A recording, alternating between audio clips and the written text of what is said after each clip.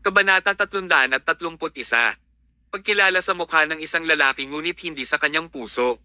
Makalipas ang halos 10 minuto, natapos na ang labanan.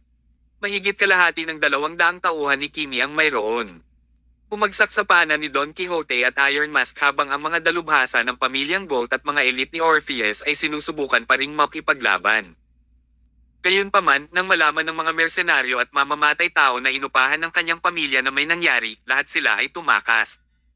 Ito ay tulad ng kasabihan na kapag natamba ang puno, nagkalat ang mga unggoy. Ganoon lang kay Toto ang mundo, lalo na pagdating sa mga relasyong pinapanatili ng pera. Sila ang pinaka hindi mapagkakatiwalaan. Hindi nagtagal, ang natitirang mga eksperto sa pamilya ng Gold at mga elite ng Orpheus ay bumagsak lahat sa paanan ni Don at Iron Mask. Dahil dito, malapit nang matapos ang labanan. Miss, tumakbo ka, dali. Sa sandaling iyon, si Kimi ay sinamahan ng 5 eksperto sa pamilya Gold habang sila ay tumakas. Marahil ay hindi pa niya inaasahan na ang Palace Master ng Regal Palace ang personal na mangguna sa kanyang mga tauhan sa ganoong mahalagang oras. Simula nang lumitaw si Tyr, sigurado na si Kimi na babalik sila ng walang dala ngayon. Kimi, pinaglaruan mo ng husto ang ating Presidente Yates at pinatay mo ang napakaraming kapatid ng ating Regal Palace. Sa tingin mo makakatakas ka. Si Don Quixote ang nagsalita. Pagkasabi niya nito ay naabutan niya ang mga ito ng sobrang bilis at hamarang sa dinadaanan ni Kimi. Nanginginig ang puso ni Kimi nang sumimangot ang mga eksperto sa tabi niya.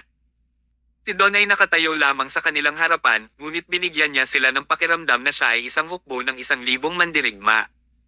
Don Quixote, iligtas mo ang aking buhay, pakiusap ni Kimi. Pinatunayan nito na maraming tao sa mundong ito ang natatakot pa rin sa kamatayan, maging si Kimi, ang batang miss ng Gold pamilya.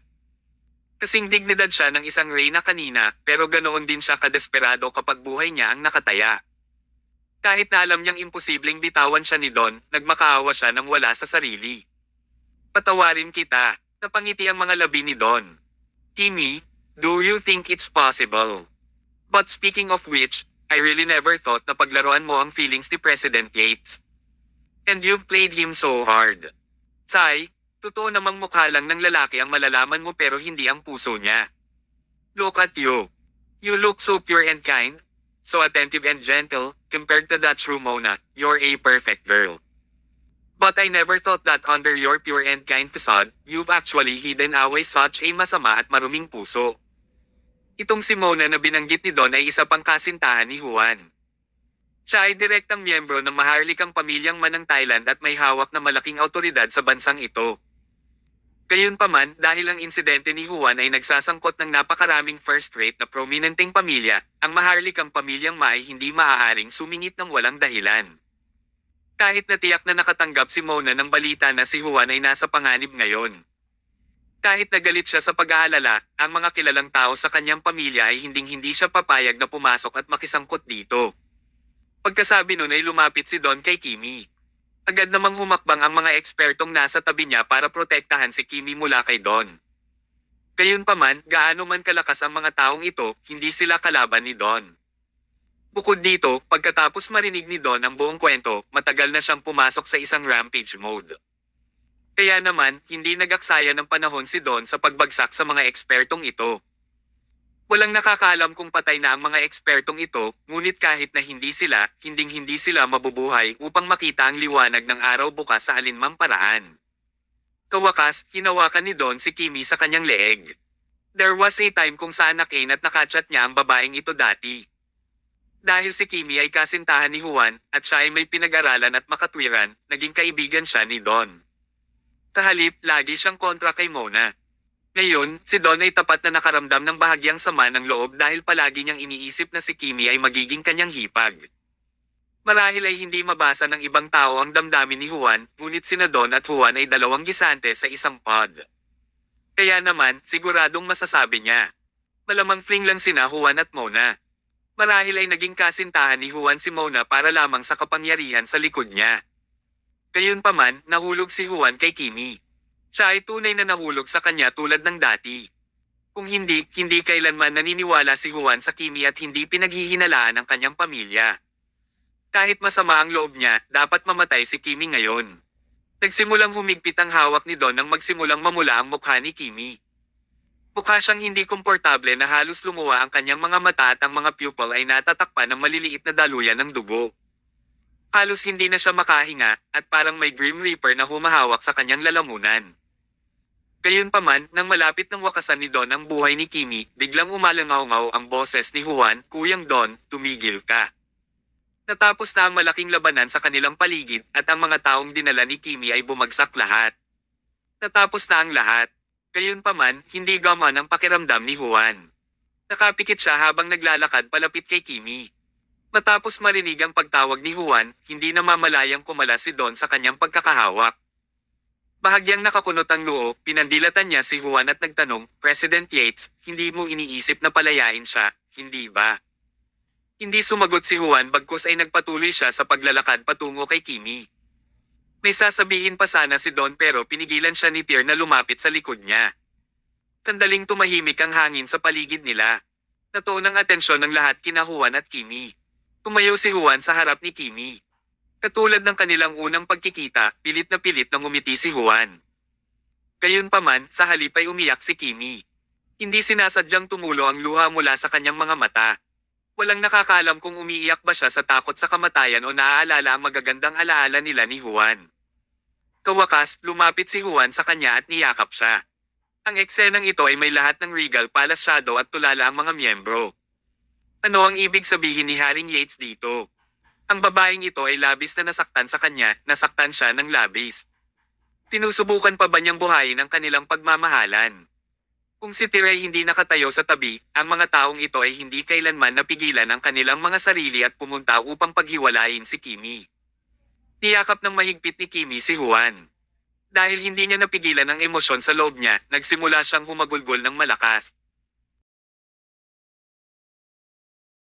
Kabanata 332.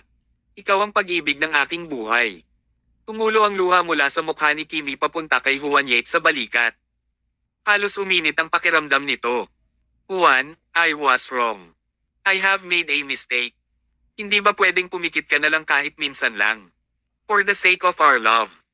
Huminga ng malalim si Juan Yates at mas hinigpitin pa ang yakap kay Kimi.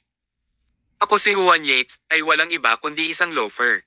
Marami akong nakasamang babae, ngunit hindi ko ibinigay sa kanila ang aking puso. Pero alam mo ba na ikaw ang mahal ko?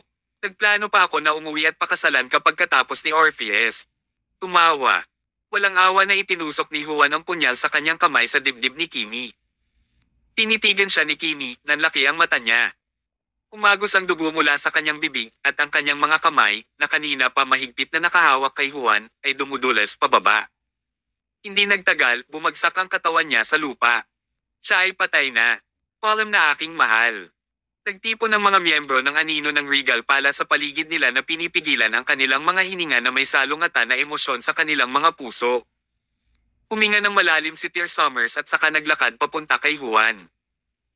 Ibinalik ni Juan ang punyal sa kanyang manggas at sinabing, "Alam mo, napakahusay ng ibig sabihin ng Dark Sheriff.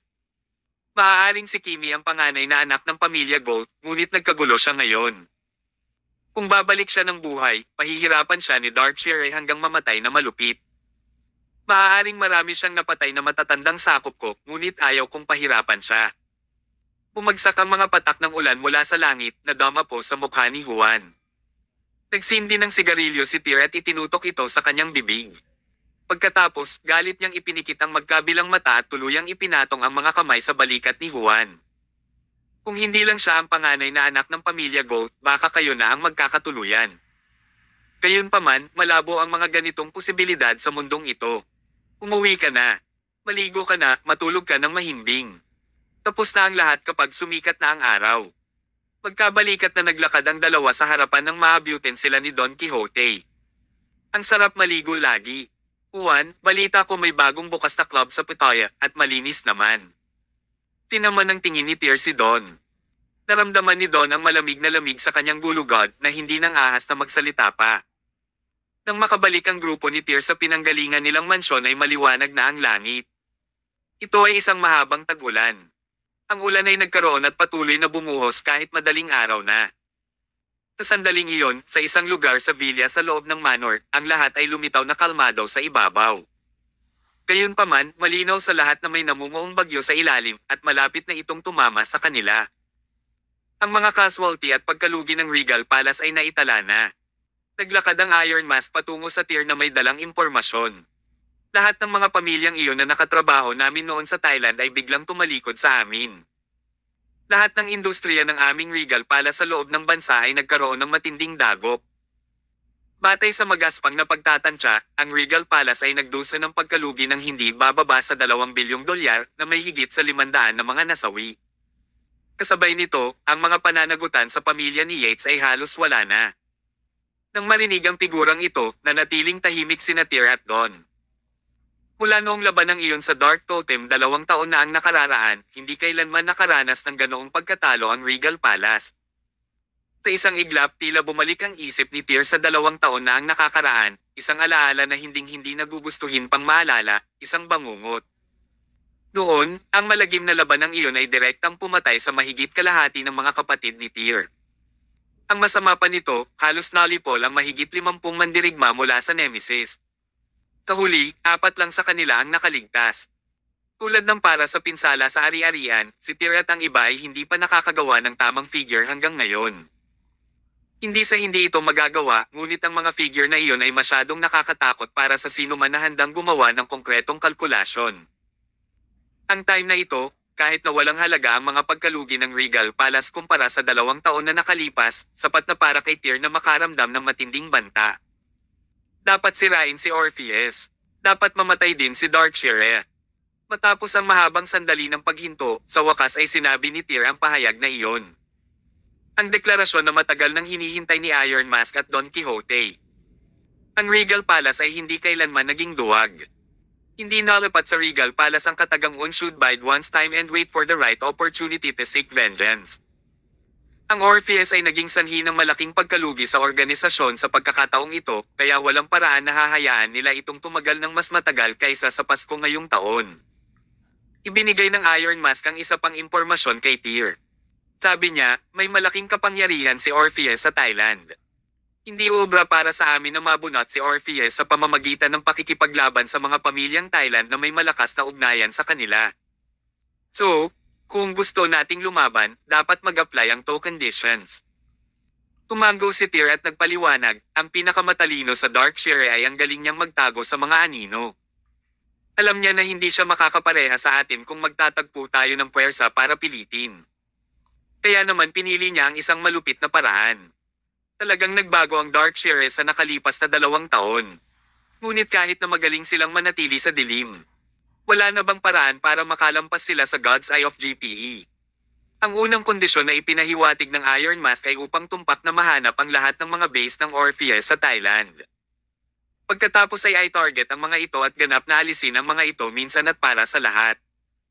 Sa kasalukuyang mundo, maliban sa mga awtoridad, ang tanging may kakayahang tukuyin ang mga baseng Orpheus na ito ay walang iba kundi ang GPE. Hinawakan ni Tyr ang cellphone niya at huminga ng malalim. Ito ay sa halip maliwanag na siya ay lubhang nabalisa ngayon. Sino sa mundo ang maaaring makipag-ayo sa isang deal sa GPE nang hindi nawawala ang kanyang call? Kawakas, na-activate ni Tyr ang screen ng telepono, pumasok sa Regal Web, at pagkatapos ay nagpadala ng kahilingan sa koneksyon sa GPE bilang master ng Regal Palace. Maya-maya, nagdilim na naman ang screen ng phone ni Tyr. Makalipas ang ilang segundo, lumitaw sa screen ng telepono ang isang mata na kumikinang na parang naglalaman ng dagat ng mga bituin. Hello Mr. Summer, ikalulugod kong paglingkuran ka muli, at sigurado akong magiging kasiya siya ang negosyong ito. Masaya. Pinipigilan ni Tyr ang udyok na basagin ang telepono. Hindi siya nagabalang harapin ang GPE liaison, magkano siya. Sino ang magugustuhang magnegosyo gamit ang GPE? Pinutol ni Tyr ang paghabol, kailangan ko ang mga lokasyon ng lahat. Ang kasalukuyang mga kuta ni Orpheus, kabilang ang kinaroroonan ng Darkshire.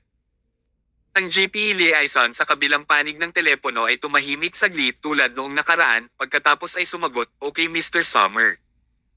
May kabuuang 13 Orpheus base na matatagpuan sa buong Asia, siya ay matatagpuan sa Thailand, at ang iba ay nakakalat sa 4 na iba pang bansa sa Asia. Kung kailangan mo ang lahat ng mga lokasyon at impormasyon ng mga base na ito, ang GPE ay maaaring maghatid sa iyo bilang isang pakete. Isang patas na presyo para sa lahat, ito ay gagastos lamang sa iyo ng 500 milyong dolyar. Kabanata 333. Pina-blackmail. 500 milyong dolyar. Umaibat ng husto ang sulok ng bibig ni Tier Summers. Maaari bang makakuha ng mas mahal ang GPE? Paano ang anim na general ng Orpheus? Isa pang tanong ni Tier. Mr. Summers, 4 na lang ang general na natitira sa ngayon. Sila ay Dark General, Star General, Moon General, at Shadow General. Nagkataon na lahat sila ay nasa Thailand ngayon. Dahil alam mo na ang nakatagong pagkakakilanlan ni Ferrar. Na nagkataong pinuno ng pamilya Gold ngunit hindi alam kung nasaan si Golda, humihingi lamang ang GPE ng 50 milyong dolyar para sa eksaktong lokasyon ni Golda. Kung tungkol sa iba pang 3 general, bawat isa sa kanila ay whereabouts cost 100 million US dollars. Naramdaman ni Tyr na tumaas ng husto ang kanyang blood pressure. Hindi lang siya, kundi si Iron Mask at Don Quixote na katabi niya ay nakakuyom din ang kanilang mga kamao.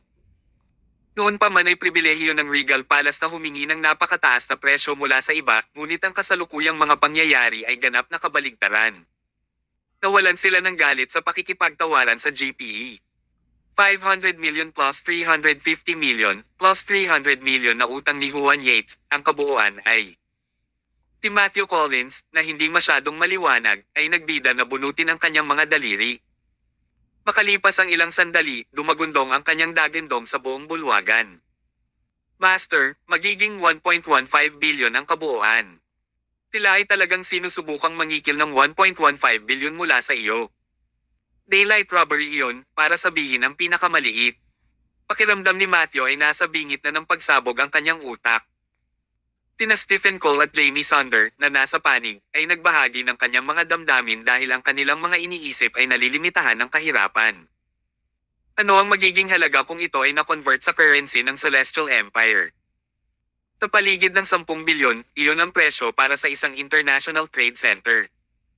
Napakalakas ng loob nila para mangikil sa aking amo. Namula ang mukha ni Matthew. Naikuyom niya ang kanyang mga kamao na para bang sisubog na siya anumang oras. Sabihin mo sa akin ang lokasyon ng GPS na iyon, pupunta ako at sisirain sila ngayon. Titirat ang iba pang katabi niya ay nakaramdam ng kawalan ng kalamnan ulo, Matthew Collins, ngunit sila ay ginagamit upang ito. Inangkin ng GPE na siya ang pinakamakapangyarihang organisasyon ng panektik sa mundo maliban sa mga autoridad. Ito ang uri ng organisasyon na nakatago sa hindi kilalang lugar. Kung alam ni Tyr ang aktwal na lokasyon ng punong tanggapan ng GPE, may ipinadala na siya. Kapag nalantad ang lokasyon ng GPE, hindi lang ang Regal Palace kundi ang bawat super-organisasyon at mga prestihiyosong pamilya mula sa buong mundo ang magpapadala ng mga tao upang harapin ang GPE. Ito ay hindi lamang na ang mga nangungunang bigwig sa mundo ay hindi sanay sa estilo ng GPE sa paggawa ng mga bagay, ang pangunahing dahilan ay lahat sila ay interesado sa mga mapagkukunan ng GPE. Ang malaking database na iyon ay walang pag-aalinlangan, ang pinakanapakalaking kayamanan sa mundo. Kapag nakuha na nila ito, lahat ng kayamanan mula sa mundo ay nasa kanilang mga kamay. Gayunpaman, ito ay isang pantasya lamang. Sino sa mundo ang makakakuha ng kanilang mga kamay sa database ng GPE? Kung hindi lang nakalkula ng simpleng isip na si Matthew ang kabuuang halaga ng presyong hinihingi ng GPE. Ang daming ikinagalit ni Tyr. Nagpakita siya ng matinding galit. Ano ito? Ang bounty sa 5 Kings of the Regal Palace sa Dark Web ay nagkakahalaga lamang ng 300 milyong dolyar. Lahat ng 18 general ay sinisingil ng 100 milyon at ang halagang iyon ng pera ay ang uri ng negosyo na dapat mamatay. Ngunit ang pabuya para sa 6 na general sa Dark Web ay hindi hihigit sa 35 milyon. Gayunpaman, gusto ng GPE ng 100 milyon para lamang sa ilang mga lead sa kanila, magnakaw ka sa isang madugong bangko. Totoong may pera ang Regal Palace, ngunit hindi ganoon ang paggastos ng isang tao. Ang sandaling iyon ay nagtanim ng binhi sa puso ni Tyr. Isang araw, kukunin niya ang database ng GPE at iluluwa niya ang lahat ng kinulit nila sa kanya bago ito. Malinaw na naramdaman ng GPE liaison sa kabilang dulo ng telepono ang galit ng grupo ni Tyr sa puntong ito. Ngunit walang kahihiyang ibinato nila kay Tyr ang isang winky na emoji sa screen ng telepono.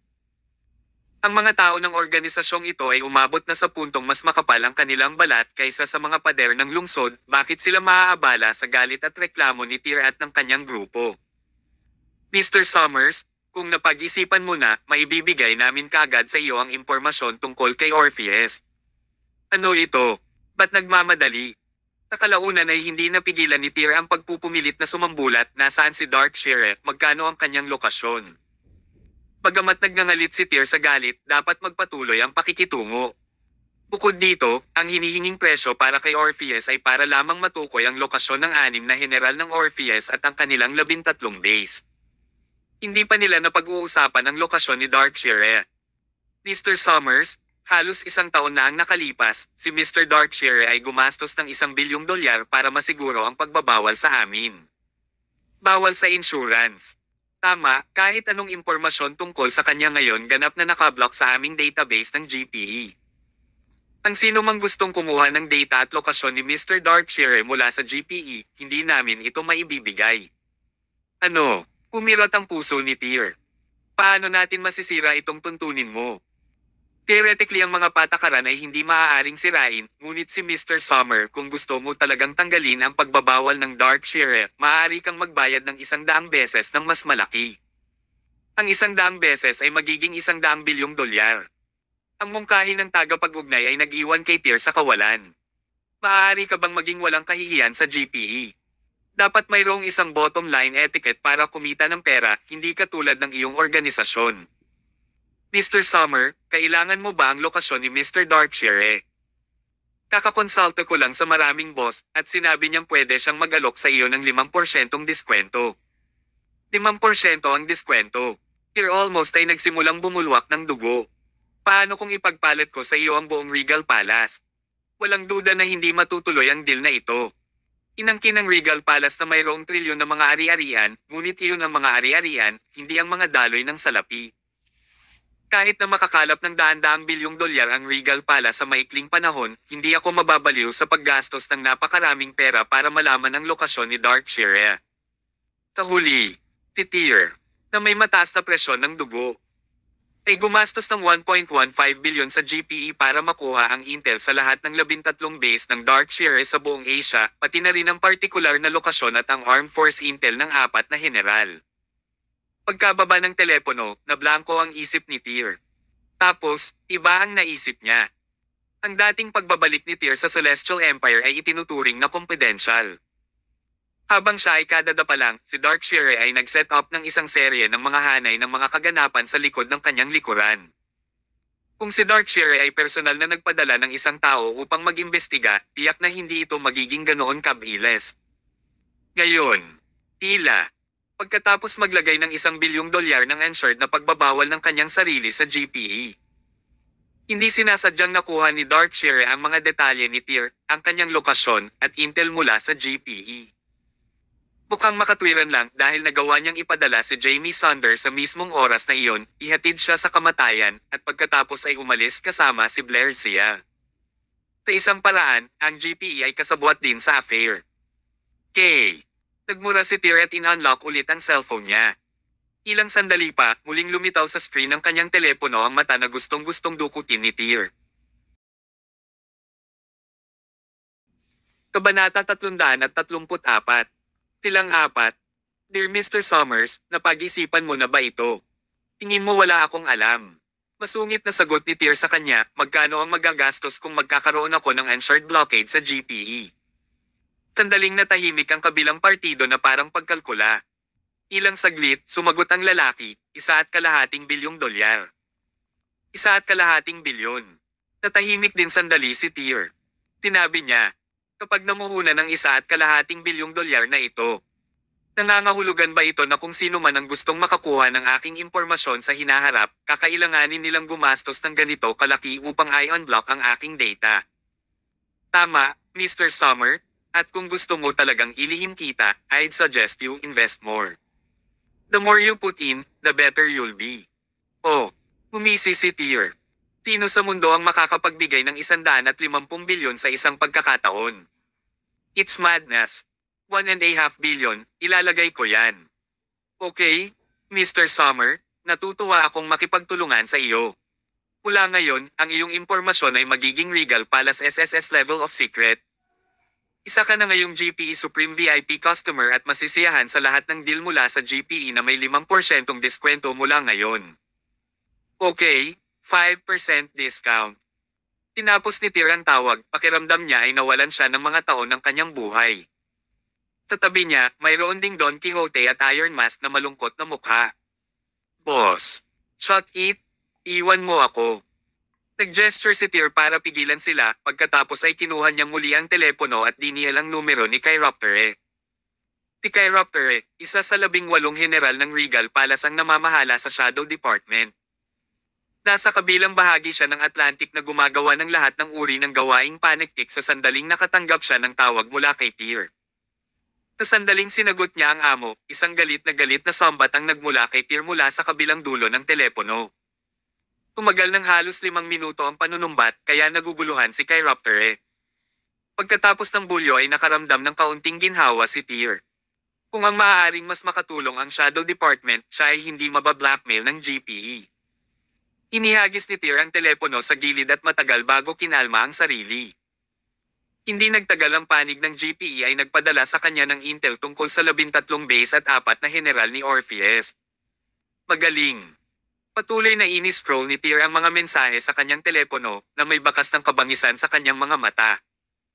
Darkshire, kahit hindi ko makuha ang intel mo sa GPE, ibabagsak ko ang pundasyon mo this time around, I doubt you can remain hidden. Pagkatapos magbulong-bulungan, lumingon si Tir kay Don Quixote sa tabi niya at sinabing, sa 13 base ng Orpheus, 9 sa kanila ay nasa Thailand, ang iba ay matatagpuan sa Orient, Goryeo, at Yu State. Sino ngayon ang namamahala sa Orient? Agad na sumagot si Don Quixote, si Ash. Siya ay mula sa Orient. Pagkaalis mo sa Regal Palace, inilagay siya ni Chairman Smith sa pamamahala ng ari-arian ng Regal Palace sa Orient. Si Ash, isa rin sa 18 general ng Regal Palace, ay nagbabahagi ng hilig ni Zeppelin Wayne na may pagkahilig sa mga espada. Bueno, tawagan mo siya. Italaga siya bilang taong namamahala sa pagharap sa 4 na baseng iyon ni Orpheus. Bibigyan ko ito ng 3 araw, gusto kong mapuksa ang mga baseng iyon sa anumang paraan. Roger yan. Pagkatapos sabihin niyon, direktang in-upload ni Tir ang intel sa Orpheus na natanggap niya mula sa GPE sa confidential na seksyon sa Regal Web. Ang seksyong ito ay naa-access lamang ng 5 kings at ng 18 general ng Regal Palace. The main forces of Orpheus are stationed within Thailand. If this is their home turf, it's far from enough para umasa sa underground forces ng Regal Palace sa Thailand. Pero ayaw ko na silang mabuhay ng 3 araw. Makipag-ugnayan ako kay Clifford Han at ipaalam sa kanya ang tungkol sa mga detalye para makapag-ayos siya ng isang tao na lumapit. Mas mabuting gawin ninyong dalawa ng maaga ang lahat ng paghahanda. Sabay-sabay na nag-login at pati na rin si Don Quixote sa espasyong iyon. Bahagyang nanginig ang kanilang mga puso nang makita ang mga detalye ni Orpheus sa kanilang mga telepono. Hindi maitikaila na may sakit si Orpheus. Sa loob lamang ng 2 taon, ang organisasyon ay nagawang umunlad sa kasalukuyang estado nito sa Thailand. Kahit na si Orpheus ay mas makapangyarihan kaysa sa Iron Mask at naiisip ng iba, wala pa rin itong halaga kumpara sa Regal Palace. Makalipas ang humigit kumulang 10 minuto, tumunog ang telepono ni Tir. Ito ay isang tawag mula sa King of the East, si Clifford Han. Baril. Pinindot ni Tir ang answer button. Pumalik ang kanyang tono sa katahimikan na mayroon siya sa simula. Boss, may dadalhin ako. Nang magdesisyon si Clifford, hindi na nagulat sina Tir at Don Quixote. Habang si Darkshire ay minsang naglagay ng malalim na anino kay Clifford, iniwan siyang walang tulog hanggang ngayon. Hindi niya ito malalampasan hanggat hindi niya nasaksihan ng sarili niyang mga mata ang pagkamatay ni Darkshire. Sa pagkakataong ito, kapag nagkaroon ng pagkakataon na makitungo kay Darkshire, tiyak na dadalhin ni Clifford ang isang tao ng mag-isa. Sige, hindi naman siya tinanggihan ni Tir at pumayag sa hiling. Other than that, boss, Ivory Dragon and the others want to tag along. Ano? Sa sandaling lumabas ang mga salita, hindi lang si Don Quixote at Iron Mask, kundi pati ang puso ni Tir ay tumibok. Nag-iisa lang siya. Hindi, silang 4. Umugat ng malamig na hininga si Tir habang mukhang magkasalungat sina Don Quixote at Iron Mask. Ang White-Eyed Ivory Dragon, ang dating number 1 of Nemesis, ay naging Middle King din sa Five Kings ng Regal Palace. Kasabay nito, siya rin ang kinikilalang pinakamahusay na manlalaban sa Regal Palace, hindi kasama si Tyr syempre dahil ang White-Eyed Ivory Dragon at Tyr ay hindi pa talaga nag-away. Ito ay hindi nila naisip tungkol dito. Kaya lang, ang White-Eyed Ivory Dragon ay hindi kailanman hahamunin si Tyr hanggang sa siya ay 100% sigurado na matatalo siya. Sa mahusay na pakikipaglaban sa Dark Totem 2 taon na ang nakakaraan, maraming miyembro ng Nemesis ang namatay sa kamay ni Darkshire. Sa makatuwid, ang White-Eyed Ivory Dragon at ang iba pa ay tiyak na hindi papalampasan ang pagkakataong ito. Sa 50 na miyembro ng Nemesis, sa huli, 4 na lang sa kanila ang natira. Tanging ang mga sumali sa Nemesis ang makakakuha ng malinaw na larawan ng bonding na kanilang ibinahagi. Sa loob ng 2 taon, si White-Eyed Ivory Dragon at ang iba pa ay tahimik na nagdalamhati sa walang katulad na kalungkutan. Ang kanilang paraan ng paglabas ng kalungkutan na ito ay upang regular na sanayin at pagbutihin ang kanilang mga sarili. Walang nakakaalam kung gaano kalaki ang kanilang lakas sa loob ng 2 taon na ito.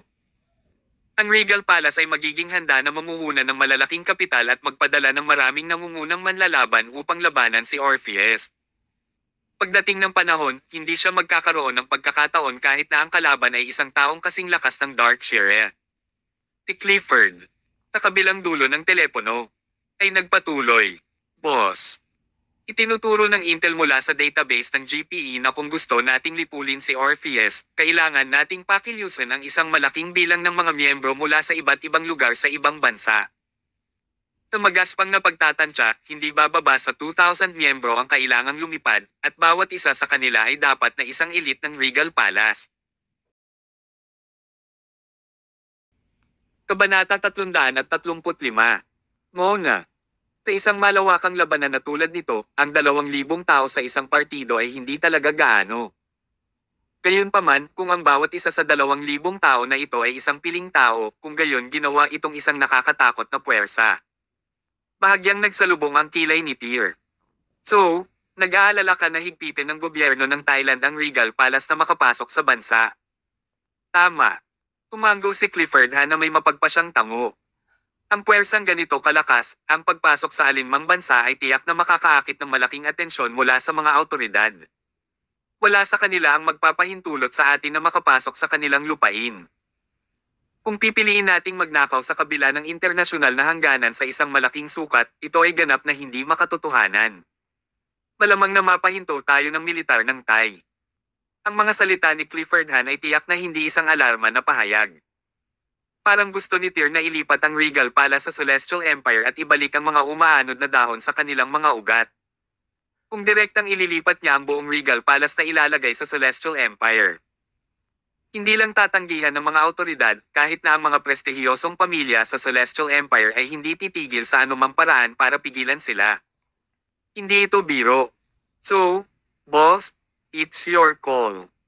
Kung susundin natin ang traditional way, it will take at least half a month to contact Thailand authorities. Kung tayo ay nagpupuslit, kailangan nating maging handa para sa pinakamasamang senaryo ng kabuoang pagkalipol. Lalong sumimangot si Tyr. Parang siya ay biglang natigil sa dilema. Maghintay ng isa pang kalahating buwan. Posible ba ito? Pagkatapos ng kalahating buwan, lahat ng ibinigay ng GPE sa kanila ay kapansin-pansing nagbago. Ang bilyon-bilyong dolyar ay masasayang. Gayunpaman, kung pipiliin nilang pumasok at pilitin ang kanilang pagpasok sa bansa, masyadong mataas ang pusta kahit para kay Tyr. Kung paanong naipit si Tyr sa sitwasyon, at sa nangingibabaw na boses ng babae ang biglang tumunog sa labas ng pinto. Nagsasalita siya sa Thai, ngunit si Tyr at ang iba ay bihasa na sa iba't ibang wika ng mga bansa, kaya natural, naiintindihan nila ito. Maaari kong kumbansihin ang mga awtoridad. Maaari mong ibigay at italaga ang mga piling tao ng Regal Palace. How dare they touch my husband? Sisiguraduhin ko na sina Darkshire at Orpheus ay magdarones ng kakilakilabot na kamatayan. Sabay-sabay na napalingon si Tyr at ang grupo sa pintuan. Ang sumunod na nakita nila ay isang babaeng nakasuot ng black tight leather suit, malaanghel ang kutis at malademonyong katawan na may dominanting aura na naglalakad papasok. Sa unang tingin, naisip ni Tyr ang babaeng ito ay pamilyar. Parang nagkita na sila dati. Siya ay nag-iisip pa rin ng eksakto kung kailan niya nakita ang babaeng ito noon, ngunit si Don Quixote, sa kabilang banda, ang unang tumawag sa kanyang pangalan. Mona, paano ka napalaya? So, siya si Mona, isa pang girlfriend ni Juan Yates. No wonder naramdaman ni Tyr na parang pamilyar siya. Higit sa isang beses niya itong nakita noong nasa isang video call siya kasama si Juan Yates. What do you mean I've been released? You make it sound like I have gone to jail. Sumimangot si Mona at ang lamig ng mukha niya ay lumapit kay Don Quixote at sinuntok ang kanyang tiyan. Ang babaeng ito ay likas na marahas. Maging ang isang malakas na lalaki tulad ni Don Quixote ay nakaramdam ng matinding sakit sa kanyang puso nang siya ay sumuntok sa kanya. Mona, huwag mong isipin na dahil lang sa girlfriend ka ni Juan, hindi ako mangangahas na bugbugin ka. Bugbugin mo ako. Walang sabi-sabi, hinawakan ni Mona ang balikat ni Don Quixote gamit ang magkabilang kamay niya at inihampas ang kanyang tuhod kay Don Quixote. Nagmamadaling umatras si Don Quixote at umiwas, tumingin kay Mona, pakiramdam niya ay nakatingin siya sa isang demonyo. Mona, huwag kang masyadong lalayo. Isa pang salita, sisirain ko lahat ng ngipin mo.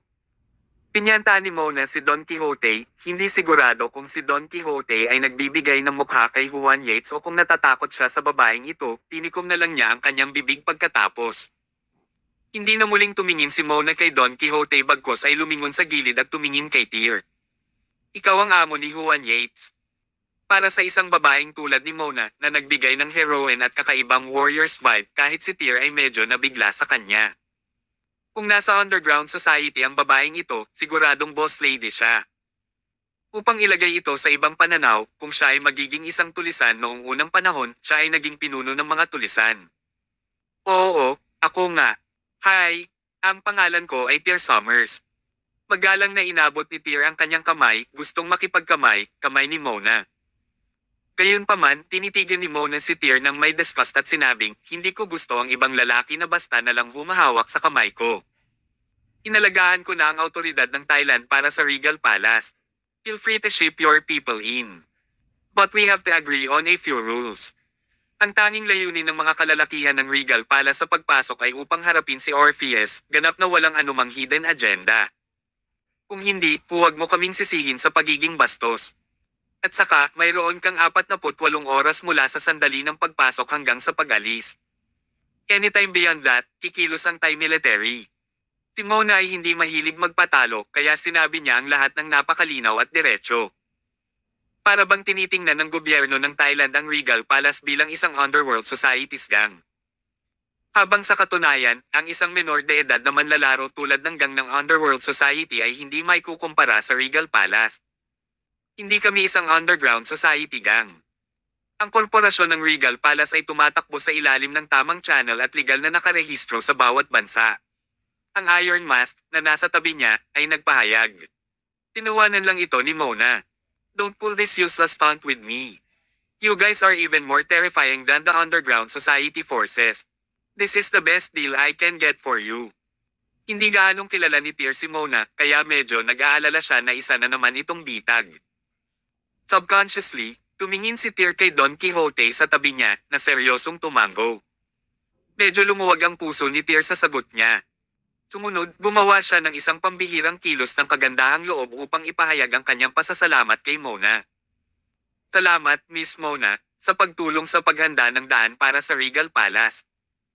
Stop being so full of yourself. I am not doing this for Regal Palace. Nasaan si Juan Yates?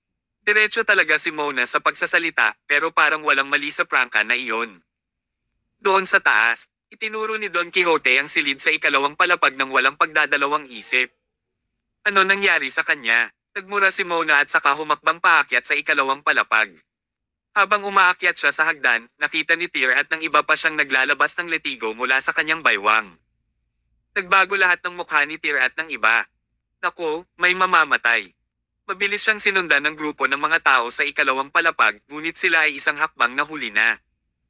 Boom! Ang pinto ni Juan ay sinipa ni Mona ng may dagandong at ang mga hiyaw ni Juan ay narinig kaagad. Kabanata 336. Ang White-Eyed Ivory Dragon. Juan Yates, ang kulit mo. Sinabi ko na sayo na ikaw biased at hindi mo pa rin aaminin. Sinabihan ka ni Kimi na kumain ka ng tae at ginawa mo lang ang kanyang utos. Bakit ka makulit? Nang matapos siya, pinunit ni Mona ang letigo sa tagiliran ni Juan. Si Juan ay natatakpan ng mga sugat at nanghihina. Nasa estado siya kung saan hindi niya kayang tiisin ang gayong letigo. Nagulat siya at nagmamadaling gamulong palayo, makitid na umiwas sa letigo. Kasabay nito, ang kobrekama sa tabi niya ay nabasag ng letigo. Ang cotton filling sa loob ay bumuho sa ibabaw ng kama. Sobrang nakakakilabot. Masyado kang active, mabangis na sabi ni Juan kay Mona. Ano bang problema mo? Gusto ko lang, ano?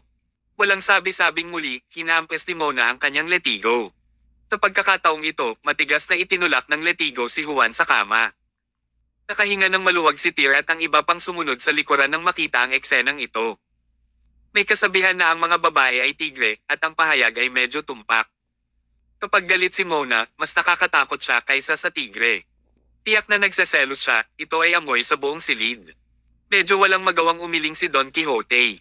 Sa pagkakataong ito ay nabaligtad na ang magkabilang panig ng bangka. Mahihirapan si Juan sa hinaharap. Is a lesson from the past. Mas mabuting matuto ka sa pagkakamali niya. Pinigyan ni Tyr ng masamang tingin si Don na nagdulot ng lamig sa kanyang gulugod. Natural, aakyat na sana si Don para pigilan si Mona. Kung tutusin, ito ang uri ng sitwasyon kung saan maaaring pahirapan ni Mona si Juan hanggang mamatay. Ang letigo na nakahawak sa kanyang kamay ay gagawing buho ang kwartong ito. Gayunpaman, pinigilan ni Tyr si Don. Lumabas ka at isara mo ang pinto. Boss, hindi ka nagbibiro ha. Napatingin si Don kay Tyr, gulat na gulat. Agresibo ang babaeng ito, at baka mapatay siya. Mabubuhay siya. Pagkasabi noon ay lumabas si Tyr sa kwarto ni Juan kasama lahat. Sumunod ang mga hiyawan na tumagal ng ilang minuto. Sa wakas, naayos na ang alikabok. Humiga muli si Juan sa kama, hinugot ang kanyang huling hinga. Bumukas ang pinto at lumabas si Mona sa kwarto at sinubukan niyang kontrolin ang emosyon para mapanatiling walang ekspresyon ang mukha. Gayunpaman, ipinagkanulo siya ng kanyang mga dugong mata. How dare you saktan ang asawa ko ng ganito? Pagkatapos mamulong, lumingon siya kay Tyr at sa iba pang nagbabantay sa door at sinabing, kung mabibigo ang Regal Palace na lipulin si Orpheus, I will have the Thai military takeover. Gusto mo bang kumilos ang militar laban kay Orpheus? Nagliwanag ang mukha ni Don. No, I have the military action and destroy you. Hindi ni kaimik sina Don at Tyr. Sa gabi ng araw na iyon, sa airport. Isang grupo ng mga lalaki na may kakaibang aura ang lumabas ng airport.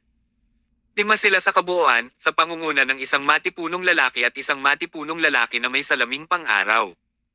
Isa sa dalawang lalaking ito ay ang hari ng silangan si Clifford Han. Habang ang isa ay ang Middle King White-Eyed Ivory Dragon ng pinakamahusay na manlalaban ng Regal Palace at Nemesis. Isang tao na ang lakas ng pakikipaglaban ay napakalakas na halos isa siyang Diyos. Si Tyr naman ay God of Regal Palace. Sa likod nila ay isang nasa katanghaliang gulang na monghe na may isang pangsyam na singsing na mabangong peklat sa kanyang ulo. Isang lalaking may kapansanan na kaliwang paa na nakalakad ng pilay, at isang lalaking nakasuot ng lahat ng itim na may kahoy na bakya at may dalang itim na samurai sword sa kanyang likod. Ang pangalan ng monghe ay si Jilem, ang orihinal na numero ng 3 ng Nemesis. Ang lalaking may kapansanan ay binansagan Devastation, orihinal na Nemesis number 5. Habang ang lalaking may samurai sword sa kanyang likod ay si Drishit na nagmula sa Orient, ang orihinal na numero 6 ng Nemesis. Ang 4 na lalaking ito ay ang 4 na nakaligtas mula sa 50 o higit pang miyembro ng Nemesis noon. Dinala nila ang pananampalataya ng iba pang mga kapatid ng Nemesis upang mabuhay sa mundong ito. Kung paano nalampasan ni Drishit ang tseke ng seguridad sa paliparan habang bitbit ang napakahabang samurai sword sa kanyang likod ay hindi alam. Naglakad silang 5 palabas ng airport na may aura na nagpapalayo sa mga estranghero. Ang sino mang dumadaan sa loob ng 5 metrong radius ay automatikong maiiwasan ang grupo. Minsan, ang hirap ilagay sa daliri kung bakit may mga taong may aura na nakakatakot sa mga tao. Naghihintay sina Tyr, Don, at ang iba pa. Maya-maya, huminto ang 5 sa harap ni Tyr at tinawag siya. Inisa-isa ni Tyr ang 5 sa kanila, at sa wakas ay itinoon niya ang kanyang tingin sa White-Eyed Ivory Dragon. It's been a while. Now, it's about time to come out and make a move. Tumango si White-Eyed Ivory Dragon at hindi nagsalita ng anuman. Napatingin siya sa likod ni Tyr sa grupo ng mga tao na binubuo ni Matthew Collins at ng iba pa. Agad na naramdaman ni Matthew at ng iba pang 5 ang pakiramdam na tinitigan sila ng isang sinaunang banal na hayop. Kahit naka-sunglasses ang kabilang party, ramdam pa rin nila ang talas ng mga mata nito sa ilalim ng takip ng sunglasses nito. Ito bang lalaking Nemesis number 1 White-Eyed Ivory Dragon? Huminga ng malalim si Matthew kahit na sinubukan niyang pigilan ang takot sa loob niya, hindi napigilan ng buong katawan niya ang bahagyang panginginig. Itong 4, sila ba ang 4 na orihinal na Nemesis na nakaligtas? Biglang naramdaman ni Matthew at ng iba pa ang isang bundok ng pressure. Hindi na nila kinailangan pang kumilos. Ang simpleng pagtayo lang dito ay sapat na upang maunawaan ni Matthew at ng iba pa ang pagkakaiba ng Wolf's Den at Nemesis, napakalaki ng agwat na iyon. Ito ay uri ng panggigipit, ngunit sa parehong oras, nakakaganyak. You guys are the members of Wolf's Den na pinag-usapan ni Kuya Tyr. Kawakas, nagsalita si White-Eyed Ivory Dragon. Hindi naman espesyal ang boses niya. Nagbigay lang ito ng bossy vibe. Oo. Si Matthew ay isang redneck, at sa kanilang 5, siya lang ang nakakapagpikite ng uri ng kumpiyansa na sumisigaw, ako ang pinakamahusay sa mundo. Maaring mga senior na kayo, pero malapit na kaming maabutin ni Wolf's Den. Napangiti ng mahina si White-Eyed Ivory Dragon at hindi sumagot. Pagkatapos, bumalik si Tyr at ang iba pa. Pagkabalik sa mansyon, si Tyr at ang iba pa ay nagkaroon ng simpleng pagkain at pagkatapos ay gumawa ng ilang komplikadong deployment. Kinabukasan, madaling araw, mahigit 2,000 elite ng Regal Palace ang pumasok sa Thailand. Sabay-sabay silang naatasan na manirahan sa iba't ibang taguan sa loob ng bansa, naghihintay sa susunod na tagubilin. Sa buong araw, mukhang kalmado at mapayapa sa ibabaw, ngunit isang labanan na sumisikat sa likod ng mga eksena. Sa wakas, sumapit ang gabi. Ang huling labanan sa pagitan ng Regal Palace at Orpheus ay nagsimula na. Sa napakaraming miyembro ng Regal Palace na dumarating, imposibleng hindi malaman ni Orpheus. Gayunpaman, ang lahat ay biglang nangyari. Natanggap man nila ang balita, wala silang panahon na baguhin ang anuman. Kabanata 337. Nagsimula ang dakilang digmaan. Kawalang katapusang tag-ulan na ito, natural lang na patuloy na bumabagsak ang ulan mula sa kalangitan sa gabi. Habang palalim ng palalim ang gabi, palakas din ng palakas ang ulan. Alas 8 ng gabi, kakaunti na lang ang natira sa grupo ni Tyr sa loob ng manor. Samantala, ang karamihan sa noon ay naipadala na. Kinuha na ni Don Quixote at Iron Mask ang mga Regal Palace Shadow members ay pumwesto kasama nila upang tapusin ang 3 kuta ng Orpheus. Gayun din, si Sigillum, Devastation, at Drishit ang namamahala sa pag-alis sa natitirang mga base ni Orpheus kasama ang iba pang mga elite mula sa Regal Palace. Ang dapat harapin ng iba na natitira pa ay ang punong tanggapan ng Orpheus. Malamang na nasa loob ng headquarters na iyon ang Darkshire ngayon. Ganun pa man, hindi pa oras. Ang grupo ay kailangan pa ring manatili dito at magbigay ng mga utos hanggang sa ganap na makontrol ang buong sitwasyon. Noon lamang nila maaatake ang punong tanggapan ni Orpheus. Ang mga bagay ay dumating sa yugtong ito. Si Tyr at ang iba ay hindi nag-alala tungkol sa posibilidad na matanggap ni Darkshire ang balita tungkol sa kanila ng maaga at tumakas. Mula sa sandaling ibinigay ng GPE kay Tyr ang mga lokasyon ng iba't ibang kuta ni Orpheus, ang ganitong uri ng napakalaking labanan ay tiyak na mahuli sila ng walang bantay. Imposible para kay Orpheus na gumawa ng anuman tungkol dito sa napakaikling panahon. Hindi nakita ni Darkshire ang pagdating nito. Hindi niya akalain na gagawin ni Tyr ang lahat at direktang ilipat ang napakaraming elite ng Regal Palace para harapin sila. Samantala, sa loob ng kwartong iyon ni Juan, balot ng benda ang buong katawan niya. Nakabalot lahat ng ganyan, para siyang mummy habang nakasandal sa kama, naninigarilyo. Sa tabi niya nakatayo ang 3 tauhan ni Tyr. Nakatayo si Tyr sa harap ng bintana, nakatingin sa ambon na patuloy na bumababa mula sa kalangitan sa gabi sa labas. Parang walang emosyon ang ekspresyon ng mukha niya. Nakatanggap si Clifford ng mensahe mula kay Ash na ipinadala sa pamamagitan ng Regal Web. I-inform Tyr at once, "Boss, Ash's side sent a message over." Lahat ng kuta ni Orpheus sa labas halos ibagsak na nila. Hindi sumagot si Tyr. Ngunit si Juan na nakahiga sa kama ay bumantong hininga. Iyon lang ang mayroon kay Orpheus. Nagtagal lamang ng 2 taon para sa Darkshire na bumuo ng Orpheus sa lawak na ito. Iyan ay hindi pangkaraniwang mabilis, sabi ni Clifford. Pagtingin kay Juan, hindi niya kanais-nais na sumigaw, ikaw, sinisiraan mo ang lahat ng mga hari. Sisigat pa sana si Juan, nasa labi niya ang mga salita, ngunit alam niyang dahado siya at walang magawa para ipagtanggol ang sarili. Sa pagkakataong ito, talagang nabigo siya ng husto. Ang insidente ay malamang na maging isang habang buhay na buhol sa kanyang puso. Kasalukuyang 9:00 na ng gabi. Malapit na sa 3 oras na ang lumipas mula nang magsimula ang pag-atake laban kay Orpheus. Sa oras na ito, tumunog ang telepono ni Tyr. Kinuha niya ito kaagad, sinabi niya, magsalita ka. Ang tinig ni Don Quixote ay nagmula sa kabilang dulo ng tawag, Boss, nabura na namin ni Iron Mask ang 4 na base ni Orpheus, ngunit walang palatandaan ng Orpheus 6 generals. Ano ang susunod? Mahina akong sumagot si Tyr, ang 6 na general ng Orpheus ay wala sa kinaroroonan mo. Kailangan mong makarating kaagad sa kanilang kuta sa Pitaya, nandoon si Shadow General. Dapat ay nakaharap na sila ni Sigilum ngayon. Kung naibagsak na ni Sigilum ang Shadow General sa oras na makarating ka doon, maaari kang sumama sa kanya at tumuloy sa Brimstone Valley. Magkikita tayo doon sa hating gabi. Got it? Sagot ni Don. Sa ilalim ng gabi, sa isang kalye sa Pitaya kung saan nag-ooperate ang ilang mga sakyan tattoo shops. Ang tinatawag na sakyan tattoo street ay literal na nangangahulugang isang kalye na puno ng mga tattoo shop sa wika ng Celestial Empire sa Celestial Empire. Ang masa ay nagkaroon ng impresyon na ang mga tattoo ay para lamang sa mga hindi nakikibahagi sa tapat na trabaho. Gayunpaman, hindi iyon ang kaso. Ang tattoo ay isang uri ng paniniwala, isang anyo ng isang espiritual na tattoo. Sa iba't ibang uri ng mga disenyo ng tattoo na inilalapat sa isang tao, ang bawat isa ay sumisimbolo ng iba't ibang kahulugan. Ang mga tattoo ay nagbigay din ng iba't ibang nais na epekto sa kanila. Ito ay isang lupain kung saan ang lahat ng mga residente ay naniniwala sa Budismo. Parehong ang medalyon ng Buddha at espiritual na mga tattoo ay itinuturing na positibo. Kaya naman, ang tattoo street na ito ay sikat na sikat sa Pitaya. 2 lalaki ang pumasok sa entrance ng sakyan tattoo street. Ang naglalakad sa harap ay isang Oriental monk na pinatunayan ng kung paano siya manamit na naiiba sa mga lokal na monghe. Samantala, ang naglalakad sa likuran niya ay nakasuot ng kulay abong damit.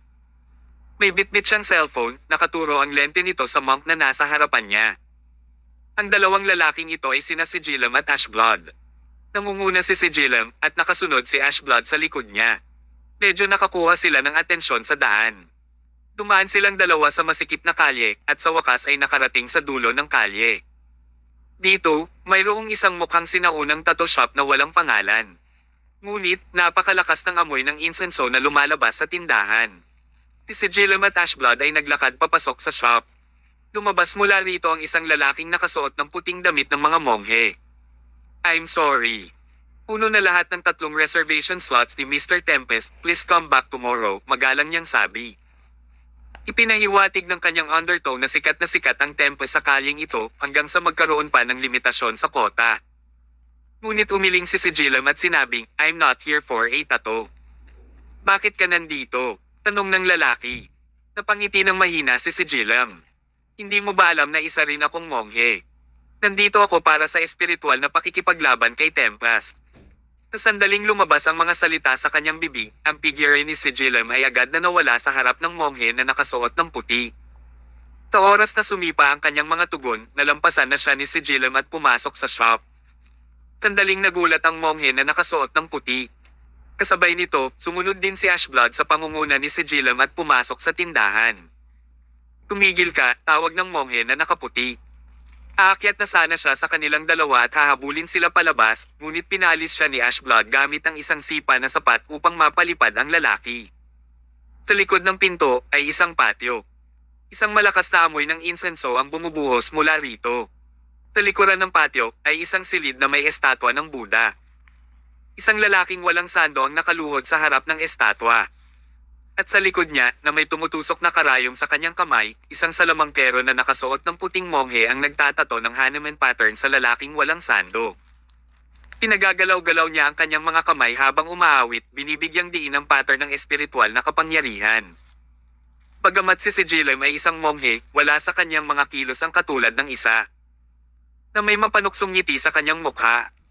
Dumiretso siya sa pintuan ng silid at nagtanong, "I'm curious, pagkatapos mong ay tato ang Hanuman pattern sa kanya, seryoso ba itong magbibigay sa kanya ng sobrang lakas?" Kabanata 338. Ang anino ng general. Ang mga salita ni Sigilum ay nagambala sa pamamaraan ng pagtato. Ito ay bawal para sa ganoong proseso na IPOS. Parehong lumingon ng kagalang-galang na salamangkero na may puting damit at ang kliyente na nakatingin kay Sigilum. Ang mga masters ng magic ay tinukoy bilang Ajorn at itong white-clothed venerable master ay kilala bilang Ajorn Tempest. Lalong lumawak ang ngiti sa mukha ni Sigilum, Ajorn Tempest, ang tanyag na Ajorn na nakasuot ng puting damit mula sa putaya. Nabalitaan ko na ang iyong espiritual na mga tato ay medyo epektibo. Ngunit ako ay nagtataka, ikaw ba ay isang Ajorn ng white magic o ng black magic? Si Ajorn Tempest ay nakatayo pa rin sa parehong lugar, hawak ang tumutusok na karayom sa kanyang kamay. Napakakalma niyang kumilos. Nakabaligtaran, ang kliyente ang hindi na nakayanan. Nagpakawala ng mahinang dagandong, agad siyang tumayo, ibinaba ang kanyang malaking kamao at naghagis ng suntok sa direksyon ni Sigilum. Tila isang boksingero ang lalaking ito. Kung hindi niya hihilingin kay Ajorn Tempest na bigyan siya ng tato ng Hanuman upang mapalakas ang kanyang lakas. Bukod dito, sa paghusga mula sa kanyang mga galaw at sa lakas ng pagsabog ng kanyang kamao, siya ay isang propesyonal na boksingero sa antas ng isang kampyon. Boom! Isang mapurol na tunog ang umalangaw-ngaw, ang tunog ng mga kamao na nagsasalpukan, sinundan ng tunog ng mga buto na nagbibitak at ang sigaw ng customer. Boom! Ang boksingero ay biglang lumipad sa himpapawid at mabigat na dumaong sa ibabaw ng Buddha statue. Ang buong rebulto ay nabasag ng kanyang katawan. Malubhang naputol ang kanyang buong braso, kitang-kita pa nga ang mga sirang buto na lumalabas sa kanyang laman. "He's so strong and so fast," ungol ni Ashblood, nakatutok ang kamera ng phone niya sa Sigilum. Hindi niya malinaw na nakita kung paano si Sigilum na inatake ang isa pang lalaki, ang tanging nakita niya ay ang guy na lumilipad pabalik. At ang lakas ng atake ay namamanhid. Ito ba ang kapangyarihan ng orihinal na numero 3 ng Nemesis? Masyadong nakakatakot. Sunod-sunod na hingal ang ginawa ni Ashblood, talagang naging eye-opener ang paglalakbay na ito. Pagkatapos napasabog ni Sigilum ang kliyente ng isang suntok. Pinagdikit niya ang kanyang mga kamay at binibigkas ang isang amatabo pagkatapos, tinitigan niya muli si Ajorn Tempest, ngunit hindi pa rin kumikibo ang kabilang partido. Hindi pa man lang siya kumukurap nang makita niyang tinatangay ni Sigilum ang kliyente niya ng isang suntok. Tanging isang tunay na master ng labanan ang maaaring manatiling kalmado. Nagsimulang magpakilala si Sigilum, Shadow General, ang pangalan ko ay Sigilum, ang First Combat Squad ng Regal Palace, number 3 of Nemesis. Kawakas, mula sa kabaligtaran, si Ajorn Tempest ay bamuka ang kanyang bibig na nagpapakita ng kanyang mapuputing ngipin. Hindi ko akalain na ang lugar na ito ay matutuklasan ng Regal Palace. Marami pang bagay na hindi mo inaasahan. Pagkatapos ng gabing ito, wala na si Orpheus sa mundo, ani Sigilum. Nagkatitigan silang dalawa, at bagamat wala ni isa sa kanila ang unang kumilos patungo sa isa't isa, isang malakas na amoy ng pulbere ang bumalot sa hangin. Hindi pa nagsisimula ang labanan sa pagitan nila, pero may biglang ingay ang nagmumula sa kalye sa labas ng courtyard. Isang mahinang ulan ang bumagsak mula sa langit at ang mga ilaw sa kalye ay kumikislap at nakapatay. Ang isang malaking bilang ng mga lalaki na nakasuot ng itim na may mga armas sa kanilang mga kamay, na naglalabas ng nakamamatay na vibes, ay sumugod sa kalye. Kasunod nito, maraming iba pang mga tao ang sumugod din sa labas ng kanilang mga bahay patungo sa kalye, na may hawak na mga armas sa kanilang mga kamay. Sa loob ng ilang minuto, isang labanan sa pagitan ng ilan daang tao ang sumabog sa kalyeng ito. Ito ay isang labanan sa pagitan ng mga elite ng Regal Palace at ng mga elite sa ilalim ng pamumuno ng Orpheus, Shadow General. Ang Tattoo Street ay isa sa 13 kuta ng Orpheus, at ito ay nasasakupan ng Shadow General. Ang dahilan kung bakit ganoon ang kinaroroonan ni Orpheus ay palihim na magaling silang magtago at ang kanilang mga sarili sa mga ordinaryong tao tulad ng Black General. Na ang kuta ay matatagpuan sa isang Buddhist templo. Tulad ng para sa Shadow General, ang kanyang base ay nakaistasyon dito sa Tattoo Street na isang napakakaraniwang kalye. Pagkatapos ng lahat, ang pinakamahusay na paraan upang itago ang isang patak ng tubig ay ilagay ito sa loob ng karagatan. Sigilum, narinig ko na ang tungkol sa iyo, sabi ni Shadow General, nakangiting mahina. Sa isang casual na paggalaw, isang tumutusok na karayom na halos kasing haba ng isang daliri ang itinapon patungo sa sigilam. Ang bilis ng Shadow General ay kasing bilis ng kidlat, ngunit nagawa itong iwasan ni Sigilam sa oras. Ang dalawang figure ay nagsimulang tumakbo sa looban. Sa gilid, hawak ni Ashblood ang kanyang cellphone at patuloy na kinukunan ng battle footage ng dalawa. Gayunpaman, napakabilis ng paggalaw ng kanilang mga pikpik kaya nahirapan siyang mahuli sa kamera. Si Shadow General, bilang isa sa Orpheus 6 Generals, ay talagang makapangyarihan. Ngunit sa kasamaang palad, ang taong nakalaban niya sa pagkakataong ito ay ang orihinal na ikatlong miyembro ng Nemesis na may isa sa pinakasopistikadong kasanayan sa pakikipaglaban sa Regal Palace. Kahit na tingnan ng 18 general ng Regal Palace, kakaunti lamang sa kanila ang magiging katapat ni Sigilam. Ang Shadow General ay tumagal lamang ng wala pang 10 galaw sa laban bago siya sinampal sa langit ni Sigilam. Pumulwak ang isang bibig ng dugo sa kanyang bibig habang nasa himpapawid pa rin ang kanyang katawan. Pagbaba niya, 2 beses siyang bumagsak pagkatapos ay gumulong sa pintuan. Ikaw ay isang mahina, deklara ni Sigilam, isang indikasyon ng paghamak na ipinahiwatig sa kanyang tono. Muli, sa bilis ng kidlat, sumuntok siya patungo sa Shadow General. Kasabay nito, hinawakan ni Shadow General ang whitened monk robe na suot niya at hinayla ito. Napunit ang robe, at sa isang pitik, mahigit 12 karayom na tumutusok ang bumaril patungo sa Sigilam. Ang bawat isa sa mga tumutusok na karayom ay parang bala, kamanghamanghang mabilis at malakas. Nagmamadali si Sigilam na umiwa, hindi sapat ang trick na iyon para saktan siya. Dumaan ang mga karayom na iyon sa kanya at diretsyong tumusok sa batong pader sa likuran niya. Kahit na si Sigilam ay ganap na may kakayahang iwasan ang mga nakatutusok na karayom, ang Ashblood doon ay tiyak na walang ganoong kakayahan. Iwinawagayway ang puting robe sa kanyang kamay sa pangalawang pagkakataon, maraming karayom pa ang lumipad palabas, ngunit sa pagkakataong ito ang target ng Shadow General ay hindi si Sigilam. Sa halip, ang mga karayom ay lumilipad patungo sa Ashblood. Sa sandaling iyon, naramdaman ni Ashblood ang matinding banta sa kanyang buhay. Naisip pa niya ang eksena kung saan diretsyong tumagos ang mga karayom sa kanyang katawan. Ngunit, sa isang kisap mata, itinapon ni Sigilam ang sarili patungo sa Ashblood, sinasalo ang lahat ng mga karayom na binaril ni Shadow General gamit ang sarili niyang lakas. Pakiramdam ni Ashblood ay isa siyang maswerteng nakaligtas na nilampasan ng mga panga ng kamatayan. Sa kabilang banda, kinuha ni Shadow General ang bentahe ng sandali nang iniligtas ni Sigilam ang Ashblood. Siya ay sumilip sa labas ng pinto sa isang itim na damit ng monghe na kanyang suot sa ilalim ng kanyang puting damit at nawala sa paningin ni Sigilam sa isang bahagi ng 1 segundo. Sinusubukang tumakas, ungol ni Sigilam na humahabol sa Shadow General sa mahabang hakbang. Sa ikalawang pag-abot niya sa pinto, 7 o 8 figure na nakasuot ng itim na damit ng monghe na katulad ng Shadow General ay nagpakita sa kalye. Kabanata 339. Ang katapusan ng Pamilya Gold. Mukhang handa na sila at nagsimulang lumipad kung saan-saan sa lahat ng direksyon. Ano ito? Sigaw ni Sigilam. Ang sandaling iyon ay nagbigay sa kanya ng kakila-kilabot na pakiramdam. Nagpakawala siya ng mahinang dagandong pagkatapos ay sumugod siya sa 7 o 8 figurang iyon ng mabilis hanggat kaya niya. Mabilis na naabutan ng mga ito, hinaipan niya ang bawat isa sa kanila sa lupa sa isang solong galaw. Gayunpaman, wala sa 7 o 8 figures ang talagang Shadow General. Malalim na nagsalubong ang mga kilay ni Sigilam. May reputasyon si Shadow General sa pagiging mapanlinlang. Bago makarating dito, tahasang iniutos ni Tyr na hindi siya dapat basta-basta. Hindi pa sineseryoso ni Sigilam ang bagay na ito noon, ngunit ngayon, nagsimula na siyang maunawaan. Ang kalye sa labas ay nasangkot sa isang magulong labanan at ang partido ng Regal Palace ay nakakuha ng mataas na kamay. Hindi magtatagal bago ang baseng ito ay lilipulin nila. Ngunit, ang Shadow General ay wala kahit saan.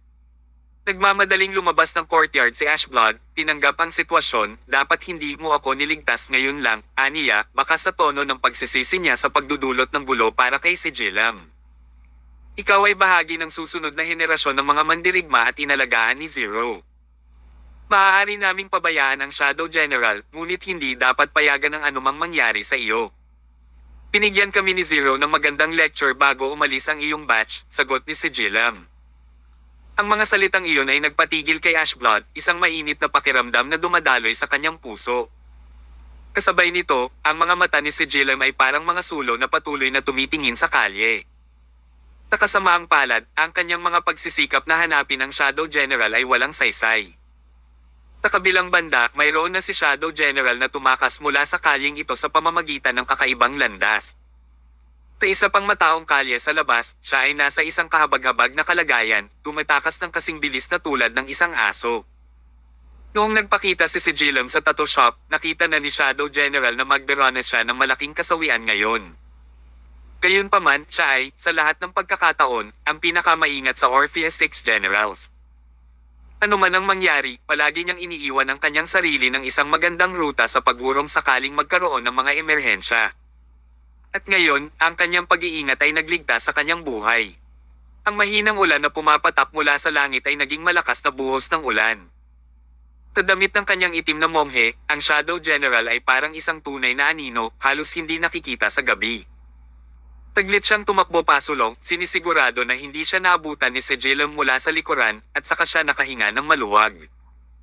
Tulad ng pag-aakalang nakatakas siya, biglang, ilang matitinding sinag ng mga ilaw ang sabay-sabay na dumaloy patungo sa kanya mula sa unahan ng kalsada. Sa sandaling iyon, ang Shadow General ay maihahambing sa isang ulap ng mga anino, ganap na nakalantad sa ilalim ng sikat ng araw na walang mapagtataguan. 7 o 8 metro sa unahan, ilang sasakyan ang nakapark na nakabukas ang mga headlight, nakaturo sa Shadow General. Sa tabi ng mga sasakyan, nakatayo ang isang grupo ng mga lalaki na nakasuot ng itim. Ang kanilang pinuno ay si Don Quixote. Shadow General, medyo matagal na akong naghihintay. Mukhang tama ang sinabi ni boss na suportahan ko si Sigillum, manloloko ka talaga, sabi ni Don habang naglalakad patungo sa Shadow General. Isang lalaking katabi ni Don ang may hawak na itim na payong para sa kanya. Kumunat ang noo ni Shadow General at lumingon siya sa paligid upang tumakbo ng hindi nag-iisip. Nagulat siya nang makita ang parehong nakabubulag na mga spotlight na nag-iilaw sa kanya mula sa likuran. Sa likod niya ay maraming sasakyan. Sa tabi ng mga sasakyan, nakatayo ang mga elite ng Regal Palace sa pangunguna ni Iron Mask na naglalakad pasulong. May taong nasa likod niya na may hawak din na itim na payong para sa kanya. Ang Shadow General ay nakulong sa pagitan ng isang bato at isang matigas na lugar. Siya ay nasa dulo ng kanyang lubad, walang paraan palabas. Ito ay isang sitwasyon kung saan kailangang pumili ng direksyon upang lumabas. Nakalok ang kanyang tingin kay Don Quixote, ang Shadow General ay nag-conjure ng kanyang buong lakas, sinusubukang masira ang kanyang defensive line sa isang iglap. Gayunpaman, masyado niyang minaliit ang lakas ni Don nang sumugod si Shadow General patungo sa kanya, bumaba ang kamao ni Don na parang kanyan. Malubhang nasugatan na si Shadow General sa pakikipaglaban kay Sigillum kanina, paano siya magiging katapat ni Don? Kaya, sa isang suntok lang, ang Shadow General ay tinatangay ng Don sa kalangitan. Hindi pa siya nakalapag sa lupa ay bumangon na ang matinding sakit sa kanyang likod na sinundan ng malamig na sensasyon na kumakalat sa kanyang katawan. Sa likod niya, ang bakal na kuko ng Iron Mask ay tumago sa kanyang likod. Pagkalapag niya, nabahiran na ng dugo ang likod niya. Ang mga mata ng Shadow General ay dilat nang bumagsak siya sa isang pool ng dugo na may ayaw na mukha. Ang buong prosesong ito ay naitala ni na Stephen Cole at Jamie Sonder na nagtag kasama si Don Quixote at ang iba pa. Matinding gulat ang naramdaman nilang dalawa nang masaksihan nila ang eksena. Bawat laban na kinukunan nila ngayong gabi ay paulit-ulit na nagre-refresh ng kanilang mga pananaw sa mundo. Alagaan mo siya, utos ni Don, bumalik sa isa sa mga sasakyan. Sa kabilang site, ganoon din ang ginawa ng Iron Mask. Nagsimula ang mga sasakyan at nagmaneho sila hanggang sa Tattoo Street. Makalipas ang humigit kumulang kalahating oras, lahat ng tatlong partido ay nagtagpo at nagtungo sa Brimstone Valley na binanggit ni Tyr. Samantala, mayroong isang patuloy na labanan na nagaganap sa isang European-style manor. Sa ilalim ng takip ng gabi, ang mga ilaw sa kalye sa labas ng manor ay patuloy na kumikislap. Sa oras na ito, ang labanan ay malapit ng matapos. Mula 6 p.m. onwards, opisyal na ang Regal Palace and sinimulan ang kanilang operasyon ng paglipol laban kay Orpheus. Ang lahat ng mga base sa loob ay dumanas ng biglaan at mapangwasak na mga suntok, maliban sa Orpheus na punong tanggapan na matatagpuan sa Brimstone Valley. Sabay-sabay silang kinuha ng Regal Palace na nasa pagitan ng alas 6 hanggang alas 9. Ang Iron Mask at Don Quixote ay nasira ang apat sa Orpheus strongholds, habang sinira ng Sigillum ang Tattoo Street. Kawakas, Devastation at Drishit, na nagkaroon din dati ng namuno sa pagkawasak ng dalawa sa Orpheus strongholds, ay pakikitungo sa huling Orpheus stronghold sa oras na ito. Ito ang punong tanggapan ng pamilya Gold, ang lugar kung saan nakatira ang pinuno ng pamilya, si Golda. Kalahating oras ang nakalipas, dumating ang Devastation at Drishit kasama ang kanilang mga tauhan at nakipaglaban sa daan-daang elite mula sa pamilyang Gold. Kalahating oras lang bago natapos ang labanang iyon. Isa rin itong labanan na may inaasahang resulta. Kahit na ang pamilyang Gold ay ang prestihiyosong pamilya, hindi nila kinaya ang biglaang pagsalakay ng Regal Palace sa kanilang punong tanggapan. Ngayong gabi, minsang napuksan ng Regal Palace ang kanilang punong tanggapan at pinatay ang pamilya, kabilang ang ng mga nangungunang tao sa loob ng clan, ang buong Gold magkakagulo ang pamilya. Sa tulong ni Mona, magiging madali para sa Regal Palace na kunin ang mga ari-arian ng pamilya Gold. Kabanata 340. Pagkawasak laban sa Muay Thai Champion. Ang buong manor ay isang madugong gulo, at ang nakapaligid ng mga gusali na orihinal na lumitaw ang maharlika ay naging mga guho. Sa gitna ng crowd ng labanan, dalawang silhouette ang partikular na namumukod tanging, Devastation, number 5 ni Nemesis, at Drishit, number 6 ni Nemesis. Bagamat may kapansanan ang kaliwang paa ni Devastation at malamaya ang paglalakad, hindi ito nakaapekto sa kanyang bilis. Ihad ang isang bakal na paa na nakalagay sa ibabaw ng kanyang kaliwang paa, at ginamit niya ito bilang kanyang sandata. Sa halos bawat sipa na ginawa ng kanyang binti, isang piling miyembro ng pamilya Gold ang ipapadala sa paglipad, na iiwan silang patay o may kapansanan. Si Drishit naman, mas naging brutal siya. Hawak ang itim na samurai sword sa kanyang kamay, iniwagayway niya ito na parang si Hattori Hanzo, tinadtad ang mga nakapaligid na elite ng pamilyang Gold na parang mga repolyo. Nagpatayan silang dalawa patungo sa villa. Ganap na hindi mapigilan at walang hadlang sa daan. Kawakas, nakarating na sila sa villa na parang may dalawang demonyong nagpapakita ng sarili. May kasama silang dalawang tao mula sa likuran sina Troy Yeager at Matthew Collins. Si Matthew at ang iba pa ay halos tulad ng mga reporter sa isang bansang may digmaan. Napapaligiran sila ng mga putok ng baril at mga bala. Ngunit patuloy lang silang nagngangalit ang kanilang mga ngipin, nagsusumikap na i-record ang footage ng bawat panabik na labanan na naganap. Ang mga footage na ito ay magiging pinakamahalagang kayamanan ni Wolfden sa hinaharap. Sa loob ng bulwagan ng villa, nakaupo sa isang sopa ang isang lalaking nasa edad 40. Hindi siya binantayan ng maraming bodyguards, isa lang ang nakatayo sa tabi niya. Ang bodyguard ay may payat na katawan, pati na rin ang matipuno at matipunong mga braso at binti. Sa isang glance, masasabi ng isa na siya ay isang makapangyarihang Muay Thai fighter. Sa katunayan, ang kanyang pangalan ay Rockmite. Siya ay isang bantog na kampyon ng Muay Thai. Sa nakalipas na 20 taon, ang kanyang lakas ay nirerango bilang isa sa nangungunang 5 sa bansa. Ngayon, siya ay ginawang pinakahuling manlalaban ng pamilya Gold. Ang kanyang mga mata ay nakalok sa mga katawan ni Drishit at Devastation sa isang nakamamatay na paraan, nakatingin sa kanila na tila sila ay 2 piraso ng patay na karne. I really didn't expect that you guys will actually make it here in such short time. Mukhang minamaliit talaga ni Orpheus ang Regal Palace. I never expected na you guys would be so crazy as to deploy so many elites over here in napakaikling panahon. Ngayong gabi, si Orpheus ay ganap na durog, sabi ni Golda.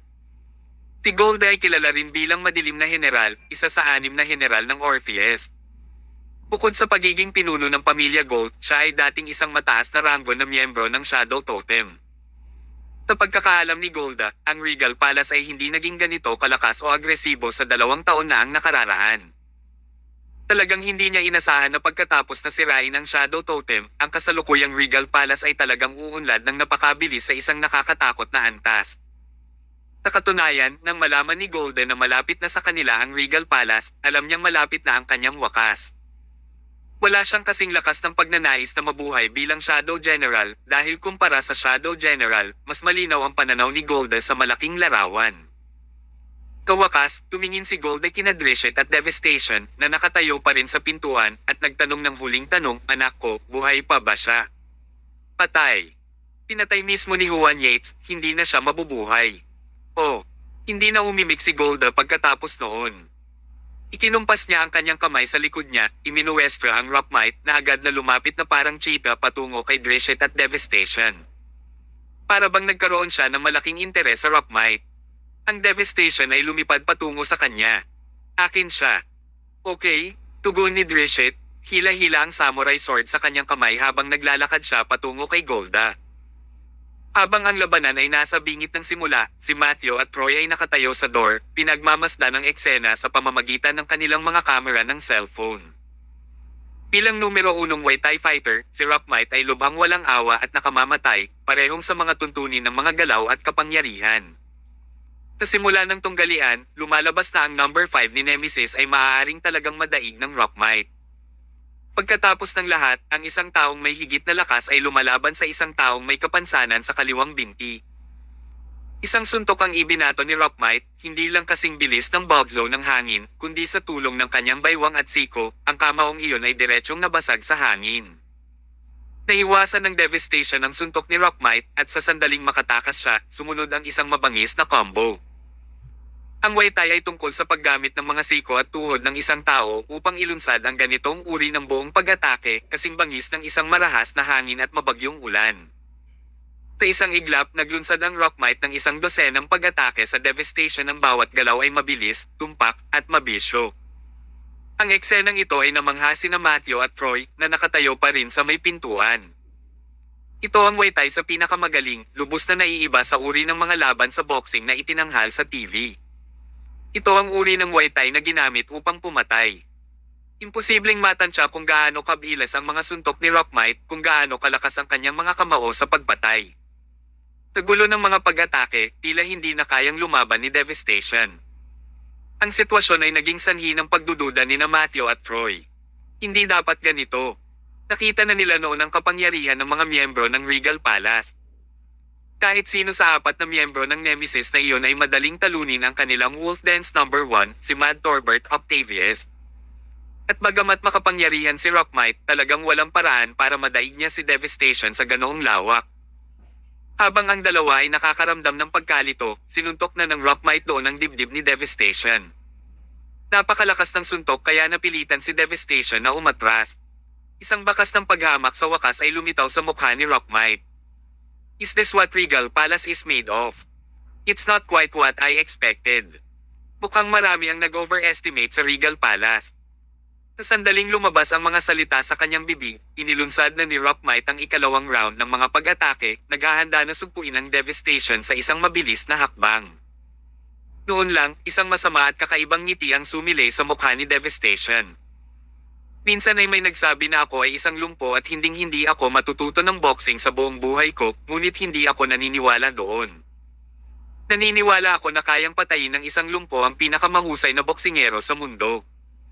Ang Muay Thai ang pinaka-brutal na estilo ng boxing sa mundo. Lagi kong iniisip kung gaano kalakas ang pinakamalakas na kampiyon ng Muay Thai, at ikaw iyon. Ngunit, binaygo mo ako, at ngayon alam ko na ang tinatawag na pinakamalakas at pinakamabangis na diskarte sa boxing ay hindi gaanong. Ang iyong mga suntok ay hindi man lang makalusot sa aking mga panlabas na depensa. Ano ang sinabi mo? Putol ni Rockmite, nakatingin na hindi nasisiyahan. Nang walang pakialam sa nasa isip ng kanyang kalaban, nagpatuloy siya sa pag-atake sa Devastation. Gayunpaman, nang ang kanyang katawan ay wala pang 1 metro ang layo mula sa Devastation, natuklasan niya na ang momentum ng Devastation ay lumipat. Ang agresibo at mabangis na momentum na ito ay umalis. Labis na natakot si Rockmite.